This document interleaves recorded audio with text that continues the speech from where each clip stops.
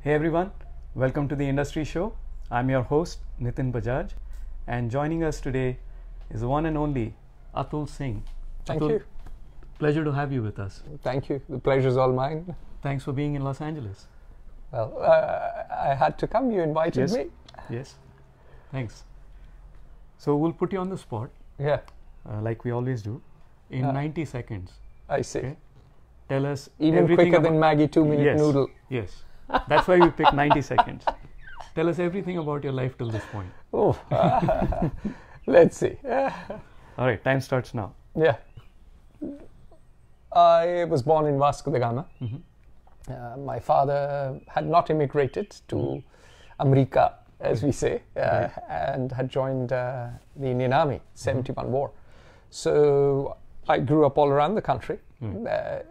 Was a terrible student because all I wanted to do was play sport. My mother in particular wanted me to study, and shall we say there was a clash of perspectives. So at 17 I bombed my school exams and ran away from home. So at that time my father was posted in Calcutta or Kolkata, and then I ended up going to UP, began with Allahabad, and then I basically walked around much of my state. And then I went to Lucknow University, did English literature and history, was involved in some student organizations, and then I realized I had to get a job, so I wrote the civil services examination.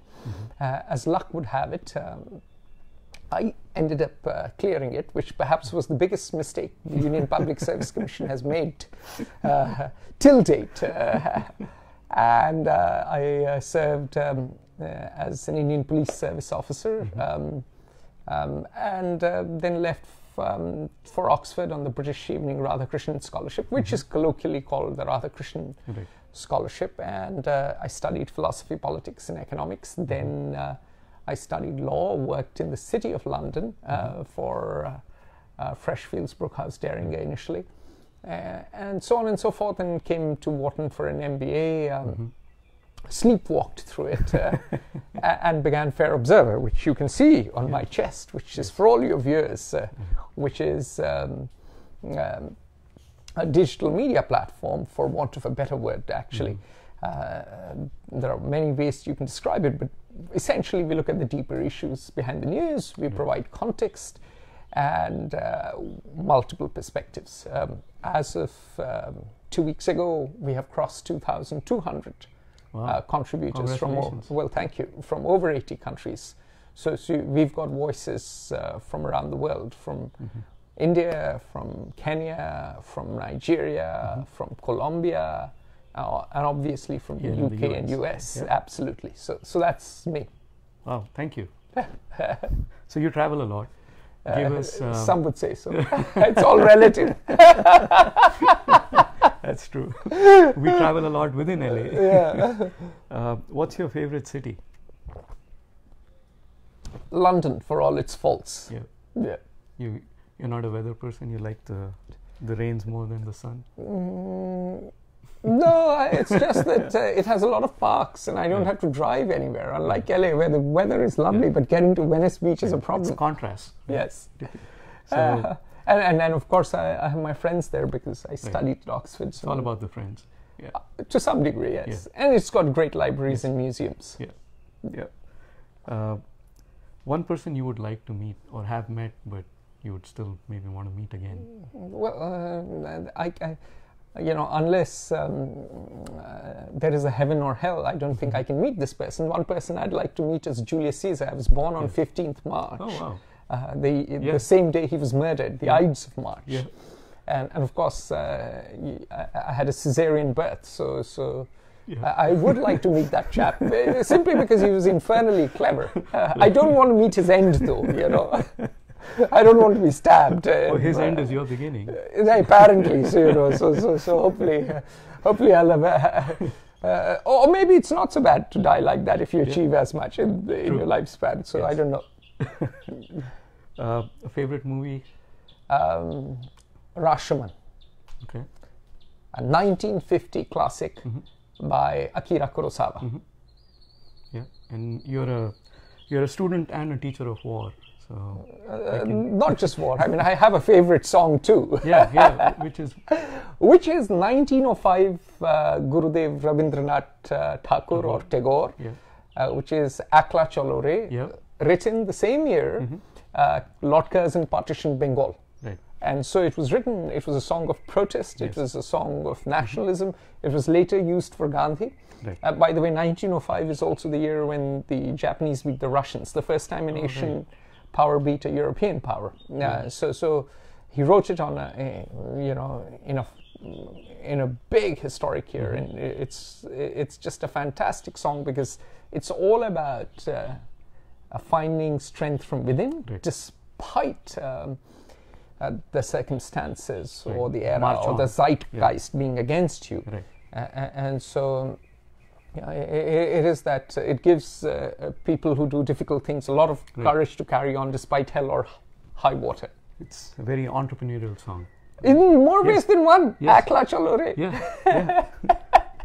Written in his inimitable style and rhythm and beauty and flair. We don't have such writers anymore. No, we don't. Something's gone wrong in some ways. It's good that we can relive those moments, right? Hopefully. The song is still with us. And we absolutely. It'll be with us in 1,000 years later too. It's just genius. So inspirational. Yeah. So you were serving in the IPS and in tough areas, right? Nagaland was... Apparently so. Some would say so. I served in Tuli and Tuensang. I don't even think most of the viewers, if they are Indian, know where they are. Know where those places are, right? You can look it up on Google Maps if now you can, want. yes. And, so as you're serving there, you're regarded as a hero. You're working with... I don't know about that, but you know. I mean, come on. There are enough people that love you. So some people hate me too, but these were difficult areas for sure. Yeah. And you're working with the Indian Army, the... Collaborated with them, yes. Intelligence Bureau and so many other... RAW too. Yeah. 3-letter acronyms that we probably don't even know exist. No, don't worry. It's not... India is a land of open secrets. Right, open secrets. There are no secrets in India. If you go to Delhi and you just ask the Panwala, wo raw ki building kidhar hai? Where is the raw building? They'll say, that pink building there. So don't worry. We don't have those that many top secrets in the country. So you're serving these really crucial and important critical functions. Yeah. What made you leave all that and move out to Oxford? So you used a very good word, functions. So when I got into the IPS, I realized very early I was a mere functionary.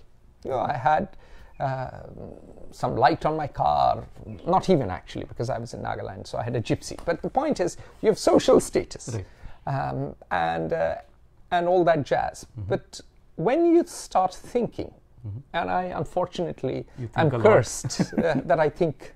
That's why I have to play sport to stop myself from thinking. Yeah, exactly. What sport do you play? We'll get to that in a second. Yes. But I saw, the Indian Penal Code is 1860, drafted by none other than Lord Macaulay, who also drafted the famous Education Minute.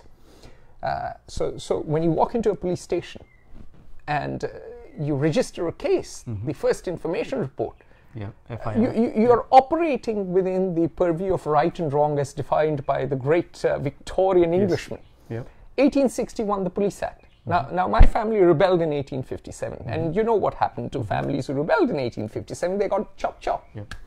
So some people had their heads cut off. Some people, of course, the British were kind enough not to play football with the heads, or so they say.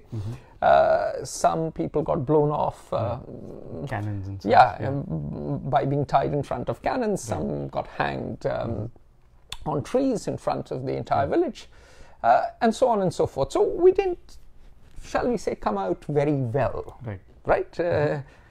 So I'm sure we must have had more land before the 1857 rebellion than afterwards. After all, I'm a Rajput boy without land, right? I'm a penniless prince now. So they brought in the 1861 Police Act. 3 years after Queen Victoria takes over and 4 years after what they call the Sepoy Mutiny. And that Police Act still defines how the police functions. Indian Evidence Code, Evidence Act, 1872. And I thought, hang on a minute. I'm a functionary playing as per the rules written by long dead Englishmen, and that to Victorian Englishmen. And I thought, if I am going to play by those rules, then I'm a muppet. I should go and get an education, because I'd been to Lucknow University, where I jokingly say in Hindi, Lucknow Vishwavidyalaya mein vidyarthi har sham vidya ki arthi uthate the. Meaning the students would live the dead body of vidya, education every night, and Ram Nam mast hai Lakshmi Mata. I got the phrase wrong, but the point, you get it. It was terrible. There were beatings, gangs, goons. It was completely criminalized campus. So I thought, hang on a moment, I don't understand the world. I'm functioning. I'm a functionary playing the game as per rules written by Englishmen. If I want to ever write the rules of the game, I should go and learn how to write. In their country. And especially go and see, how they function, because that is the mothership for us. Whatever we talk, and we talk a lot in India.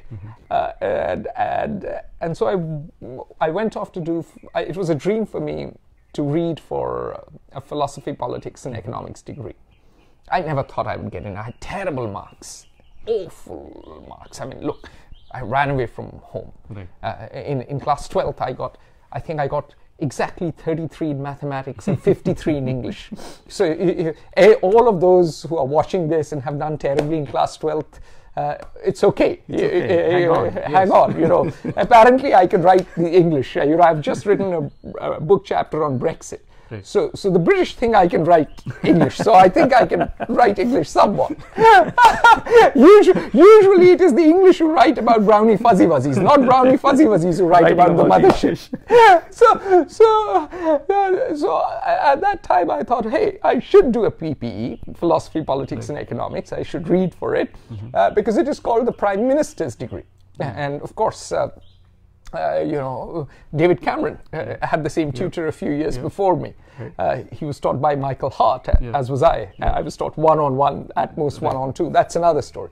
But what made me want to go there was that my brother had been to Balliol College. Balliol College is where a number of ICS officers came out, Indian Civil Services, the predecessor of the IAS. That's where a lot of viceroys came out of. That's where a lot of legislation was drafted to run India. And I thought, my brother had been there and he had spoken very highly. And I said, to understand the world, to understand politics, to understand philosophy, to understand economics, to actually write the rules of the game one day, I must go to Oxford.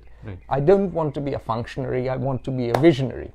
And so I got the Radhakrishnan scholarship, and it was baby bye bye bye. And there were a lot of people who were very disappointed, because a lot of my seniors hated me, but some loved me, and some wanted me to stay on. Some wanted me to, come to IB's Intelligence Bureau. Some wanted me to come to RAW, the Research and Analysis Wing. And one of them was later the director of the National Police Academy, and he wanted me, in a few years, of course, I was young. He had set his eyes on me to be assistant director outdoors, because I had won a lot of medals. Apparently, if I remember correctly, I had won 15 gold medals in the National Police Academy, because I had won swimming, and I used to do pull-ups and push-ups and all that jazz, and play almost every sport. And yes, I wasn't very good in racket sports, but anything to do with endurance and just killing instinct, I was okay. Nice. So he had set his eyes that this chap will come as ADOD, and which is assistant director outdoors. And even today, I think his name is Mahendra, I'm forgetting his last name. He looks at me, he says, "This is the boy who said no to me." He ran off to England, never came back. So I broke a lot of hearts of old men.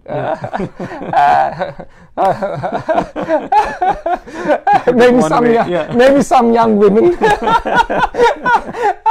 And I left, and that was that. So, in the interest of time, I'll skip forward to when you moved to the US to get your MBA from Wharton. Yeah. What led you to the Fair Observer? Look, it was very simple. I always had an interest in politics, economics. Journalism, maybe? Yes, in India, I used to, as a child, I used to cut out all the best articles from newspapers. And in those days, Indian newspapers weren't bad. They were actually, some of them were pretty good. Now they're all terrible. I had always observed, because remember, I did English literature and history in Lucknow University. So my background is literary and historical. My mother is a Sanskrit and Hindi scholar. So I was acutely conscious very early on that the big figures in history all published newspapers. Gandhi published 3. Benjamin Franklin published a newspaper. Karl Marx published a newspaper. And for me, the media was always attractive, but I didn't want to go into Indian media because I didn't want to go to NDTV. I was from Lucknow University anyway. I would have been a second-class citizen. NDTV is for members of the Lucky Sperm Club. Similarly, if you look at other newspapers, a lot of people are fixers, or television is even worse. And I didn't want to do that. So I thought one day I will start something. And it was there in the back of my mind, but I always thought it took too much money. I would never be able to do it.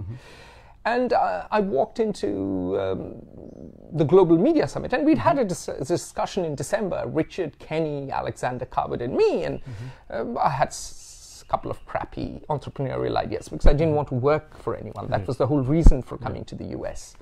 And they heard it out, and Richard interrupted me, I believe, and said, this is not you. I mean, he jokingly calls me Warrior Prince, and he said, this is not you. What should you be doing? And just before that, I had been explaining the Iran problem and talking about the 1953 coup in Iran, which the CIA conducted for the British, and said how it was important, not just for Iran, but for countries like India, because India had been independent 6 years. And when the CIA conducted a coup, everyone got nervous, not just Indians, all the way, in every colony. And he said, you should be explaining things like this in front of television or writing about it. And it was there in the back of my mind. I walk into the Global Media Summit and I see it is anything but global. So the foreign correspondent to Africa of, I believe, I don't know which of the big papers, hadn't even been to Africa, named Richard or John, suitably white, the foreign correspondent that the New York Times at that time, or just afterwards, was packing off to India, had swum for the Yale swim team. He was very good looking, but he was strong in the arm and thick in the head. He knew nothing about India, not one language, hadn't read a decent history book on India. And I thought, hang on a moment, there's a huge problem in the media market. First, there's too much noise. At that time, Twitter, etc. had taken off, was taking off, and I was a contrarian. I said, no, I go to Twitter, and yes, you can follow good things, but it's too distracting. So it's not very good. You can't go deep. It's not focused. And it's 140 characters. 2, I thought that everything was a little too partisan, a little too ethnocentric. And now, of course, we can see people have gone into their own echo chambers, but I could see that at that stage itself. And third, of course, so that was a problem. Third, there was no context. Or you can reverse it. There was no context, and there was a lack of plurality of perspectives. The New York Times is the New York view of the world. The Times of India is the New Delhi view of the world. And I thought, hang on a moment, what we really need is we look at the deeper issues behind the news, we provide context, and we have multiple perspectives from around the world. And that is what we set out to do.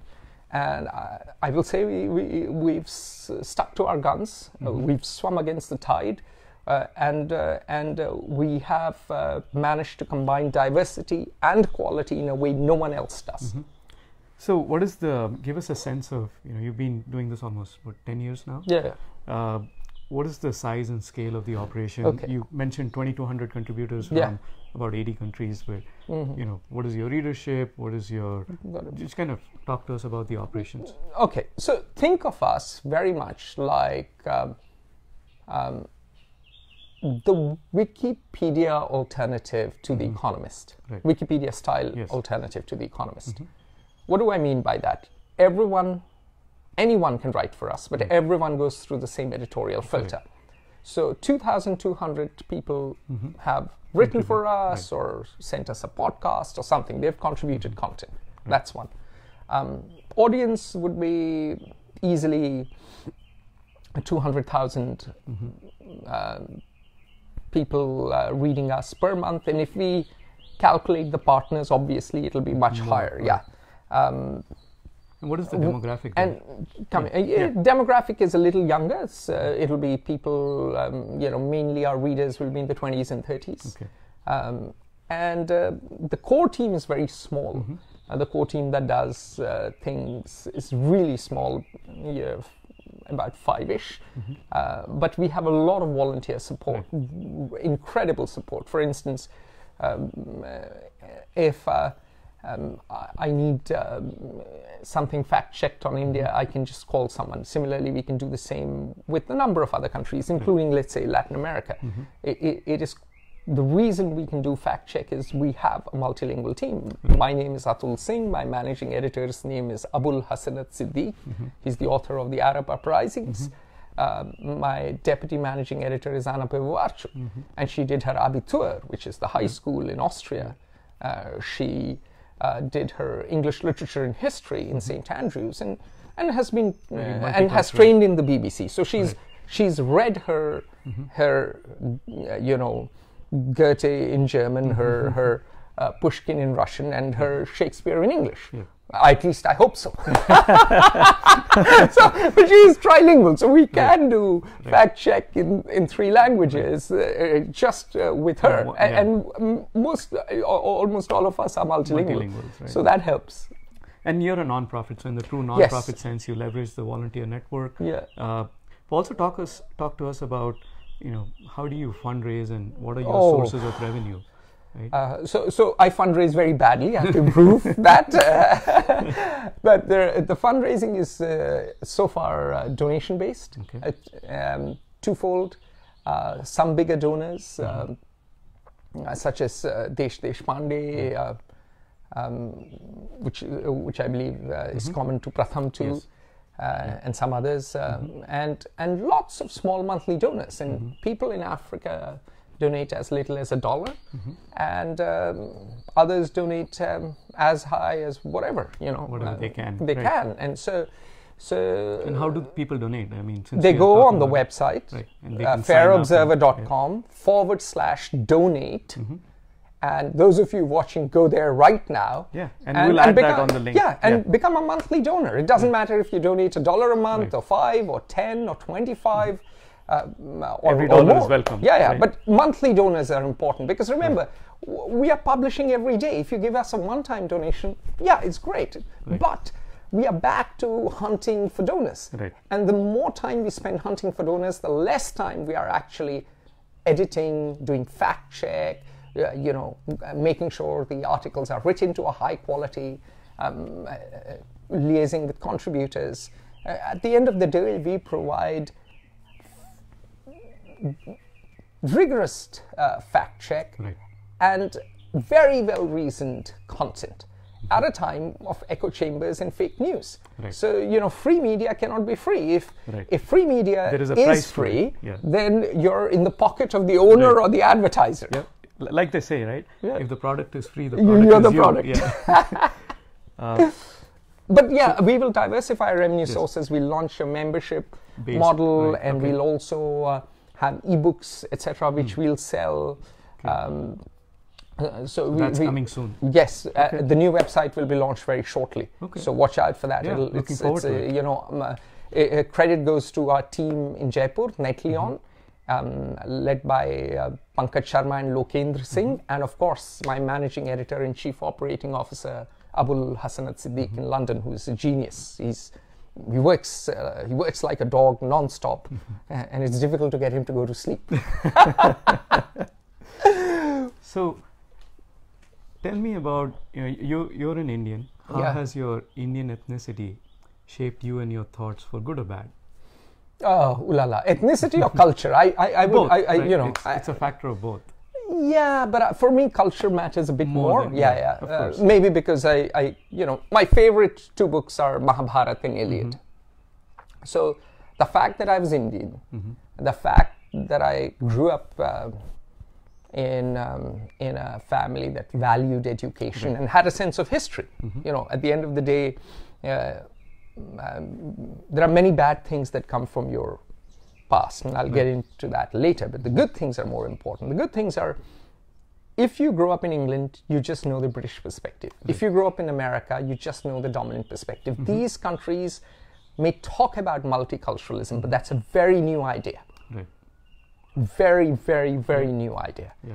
India is naturally the most multicultural place on the planet. Right.